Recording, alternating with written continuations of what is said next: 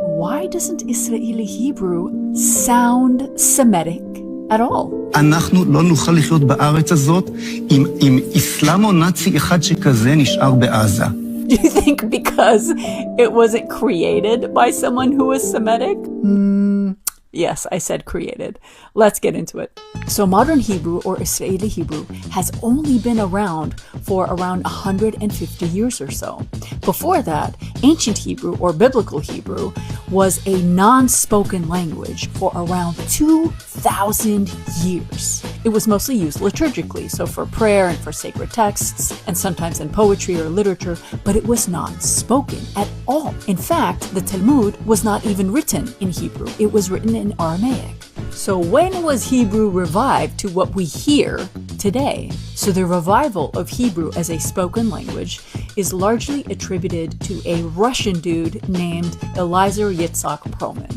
He was an Ashkenazi Jewish linguist who later changed his name to Eliezer ben Yehuda, of course, and he was obsessed with this idea of reviving Hebrew as a spoken language. Now, his native language was Yiddish, as was the language of most Central and Eastern European Jewish folks at the time. And so what he did is he took the Sephardic Jewish pronunciation, and of course he overlaid that with the European pronunciations, heavily influenced by Yiddish, Russian, Polish, and German. And so because of that, for instance, Israeli Hebrew doesn't roll their R's like Semitic languages do. So they don't say ra, they say ra.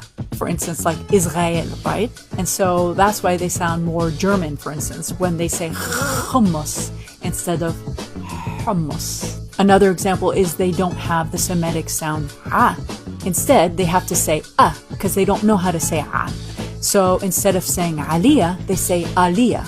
And so that's why the accent sounds so flat as opposed to Arabic-based dialects or ancient Hebrew. And by the way, this whole idea of Hebrew becoming a spoken language was actually frowned upon by the Orthodox and devout Jewish community, because to them, Hebrew was meant to be for prayer and sacred ceremonies. It wasn't meant to be used in everyday mundane contexts. But in the end, of course, because of the Zionist movement, this whole idea of having a specific language for this Jewish-only state was very, very enticing. And so in 1922, Britain declared modern Israeli Hebrew one of the three languages of the land, including Arabic and including English. And to end this, there's no real way of knowing what ancient Hebrew really sounded like, but there are some beautiful indications of what it might have sounded like when we hear Yemenite Hebrew.